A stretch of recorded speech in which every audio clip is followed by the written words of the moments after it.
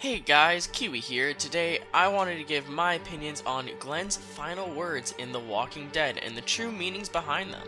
When I first watched this episode, I was both shocked and impressed on how accurate they had gotten frame by frame from the comics, truly bringing the panels to life in the most incredible way possible. While this was occurring, I was awaiting the famous soul-crushing mumbles as Glenn tries to call out for Maggie.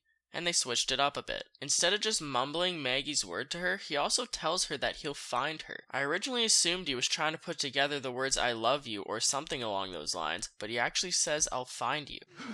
Maggie, I'll find you.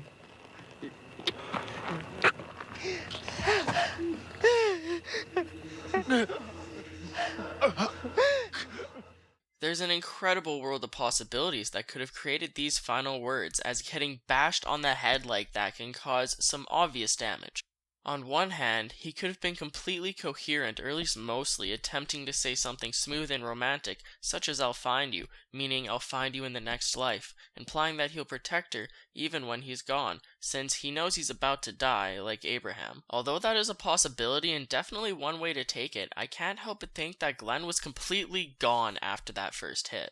Because after getting hit so hard, his brain was definitely suffering some serious damage. Certain brain injuries can cause a wide variety of symptoms, from memory loss to lack of self-awareness or personality, etc. Now, I'm not trying to give Glenn a doctor's report, but it's completely reasonable to think that he could have jumped back in time to some sort of different place in his past, or another time in his life where he had a different thought going on in his head. Just the idea of Glenn being completely somewhere else in that cracked open head can change your whole perspective of the moment and the looks on everyone's faces as they stare at Glenn in horror.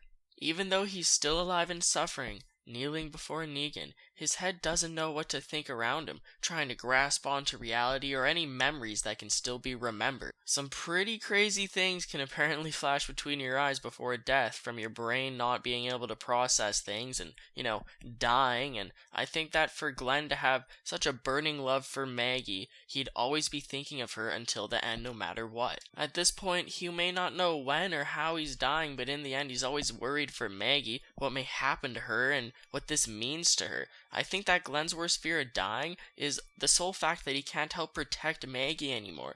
After all, once he told Daryl that he cares more about her than his own life, and that is quite the understatement. So Glenn might be having some sort of frantic trip through memory lane during this Lucille kill, but what exactly? Probably the emotions and memories that drove him most in life, which, as we just talked about, is Maggie and his will to protect her and know that she's safe. I believe that this relates back to Season 4, when Glenn was completely addicted and obsessed with finding Maggie, his wife. No matter what he came across, who he came across, or what the situation was, his only priority was that, and he would not give up. Another example would be the situation in Season 6, when Glenn crawls out of the dumpster and does everything he can with Enid to get back to Alexandria to Maggie and help protect her. He finds her on that makeshift tower and lures the zombies away, protecting her. And during the Talking Dead special, Lauren Cohan and Stephen Yeun briefly made comments related to the final words of Glenn. Cohan says that in this life or the next, they're star-crossed lovers. I'll find you, I'll be with you, I'll watch over you, I'll be there.